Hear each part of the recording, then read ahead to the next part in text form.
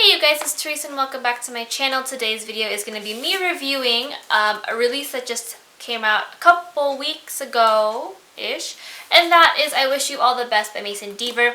I literally finished this book yesterday on the 7th because this video is going to come out way before or way after the 7th, so thought I'd give that in there. But I read this for Queer Lit Readathon. If you guys don't know, I will have my... Which one's coming first, the review or the vlog? It'll probably be the vlog that comes first, thinking about it. So I will have the vlog linked below if you haven't seen that, as well as my TBR. And this is coming before the wrap-up for Queer Lit. So everything else will be linked in that wrap-up, but the vlog and my TBR will be linked in this video. So if you want to see that, feel free. But let's just kind of get into it before something happens and the lighting goes awry. I never know with my house. It's fine. Also, this book does have a trigger warning. There is homophobia, misgendering, depression in this book, as well as others. But I don't know exactly the entire trigger warning, kind of the things that need to be warned in this. So feel free to check out Goodreads if you feel like you might have to double check and see what else is on this book that might trigger you. So let's just kind of get into it. So if you guys don't know, I Wish You All the Best by Mason Deaver is about Ben DeBacker, who has recently come out to their parents as non-binary and has been effectively kicked out of their house, where they now have to live with their estranged sister to finish out their senior semester, their last semester of high school essentially. They end up meeting this wonderful boy named Nathan who kind of shakes things up a little bit for them, and it's just sounds really fluffy. But my first thoughts on this book was that I was really excited when I heard about this book being released. There aren't a lot from my understanding of like non-binary characters out there in YA or adult or even trans people on the trans spectrum. If that wording sounded offensive, I'm sorry. Please let me know how to word that better on within YA or adult literature. So I was really excited when this came out. So while I was really excited, I also thought this book was going to be a great way for doors to open to kind of show off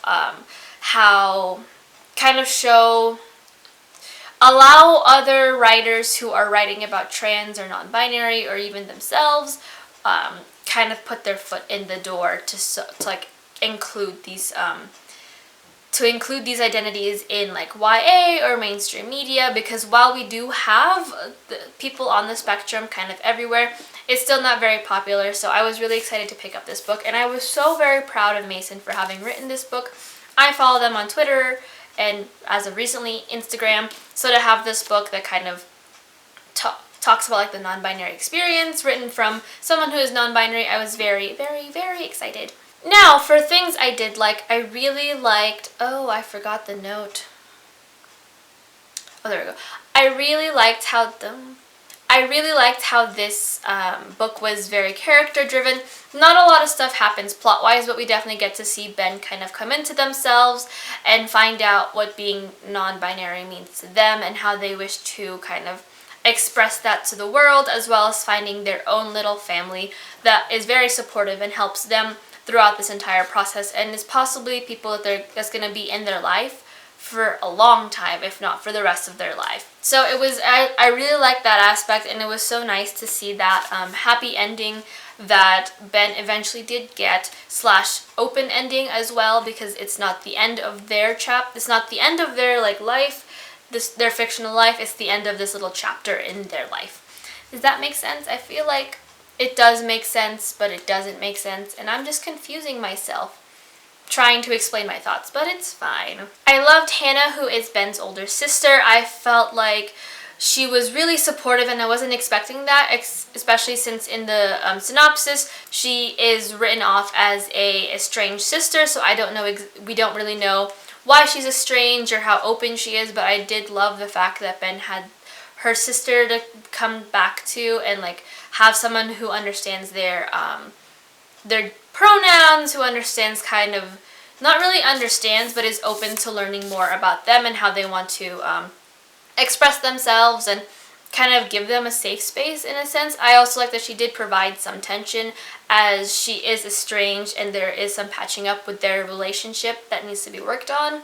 So I really, really enjoyed her character, and I felt like she was a really nice place for Ben to kind of find a way to mold their old life with their new life. And it was just really sweet to see that with Hannah and see their relationship progress and get better, and just seeing her be a really emotional support system, as well as her husband I almost said Theodore, for Ben during this really tough time in their life. I thought Ben's another thing that I did like was that I thought that Ben's struggle with anxiety and depression was very relatable and very kind of realistic. Since they were just kicked out of their home, they have to like kind of reorient themselves in this new life that they're living and figure out how out they would really like to be in this new school, in this new town, with all these new people. I like seeing that their struggle with like anxiety and depression was very realistic, and I understood kind of Mason's interpretation of panic attacks. That's something that I kind of like understand a bit more, a little bit, especially when it comes to like being what's the term? Oversensitized? Sensory overload. Close enough. I also really liked how soft this ending was. I thought that it was a really good way to create this ending. While like I do understand that like sad endings are kind of fairly popular in the LGBT kind of literature, primarily because we haven't had it easy, so it's very difficult to write happier experiences when you know that like in reality that's not what's going to happen.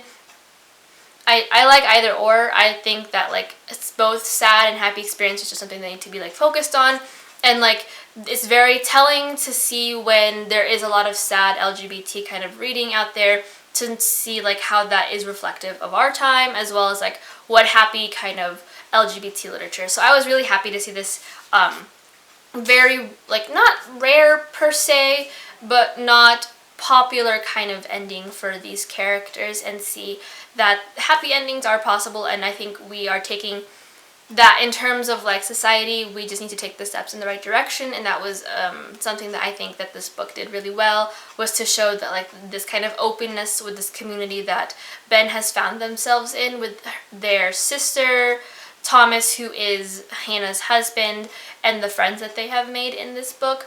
I think that was a kind of a right way of saying that happy endings are found and whatnot. But I'm not saying that we need to get rid of sad LGBT. It's just like, you know, how the story kind of wants to write itself. So I was very happy to see kind of how this story written there. Now moving on to the things I did not like. While I really did like this book, I really kind of struggled with Ben's emotions a little bit. Sometimes I felt that their reactions to things were a little lackluster. I didn't get a lot of like punches in the guts, even though certain scenes in this book were meant to have punched you in the gut. I couldn't empathize. I couldn't really understand what was going on in terms of like their emotions. I just knew that this was like, I could only understand my own personal experiences and like kind of add that to the book. So I felt like Ben's reactions needed to be not over dramatized per se, but it just needed to have a bit more description. So for me personally as a reader, I'd get to understand kind of their emotions, their pain, and really get that full spectrum and understand what it's like to be in this position that they're in right now. Another thing that I did not like was kind of like Nathan's big plot twist. Spoiler, Nathan is bisexual in the book, and there was a part where it was written that Ben says that Nathan had been struggling with his feelings for Ben for a while now and struggling whether or not he is gay or bi, but he decided on bi, I believe is kind of the paraphrasing way to say it. And I felt like that plot twist wasn't necessary, I have to say. I was expecting Nathan to have been comfortable in their sexuality and like say maybe they were bi or pan, but never really told Ben, as it wasn't something that they had necessarily talked about throughout the book, so it just never came up. And that was kind of what I was expecting to happen. However, because it just seemed like Nathan was a really secure kind of dude, and he was very comfortable in who he was and his sexuality. So that's the route that I was expecting it to take. And to see that he wasn't, he was kind of struggling with this throughout the book. It wasn't very apparent. And even with Ben's limited point of view, I felt like there had to have been other clues in there that would have implied that Nathan was struggling with this, where we could have wrapped it up, instead of it being kind of tossed in toward the end to help provide that happy little bow, essentially, for Ben. Like, I feel like this book could have been either platonic with Nathan, or it could have been romantic, and it would have worked out well either way, but I felt like there was something missing in that kind of,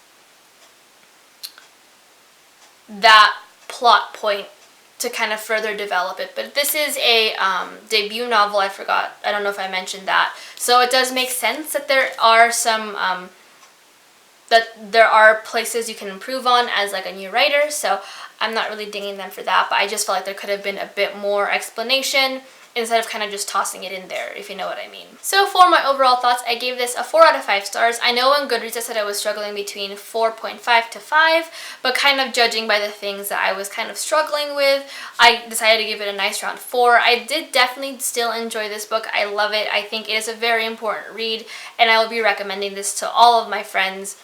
And while I had my issues with it, other readers certainly may not have, so hence why I definitely gave it a 4. Like I said, highly recommend this book. I think it is such an important read to kind of open up the door for more different identities to be positioned all over kind of YA and new adult and adult literature. So I think that this book deserves all the hype that it's gotten, and I cannot wait to see what Mason has in store for us next. Because I believe they said that they were working on book 2.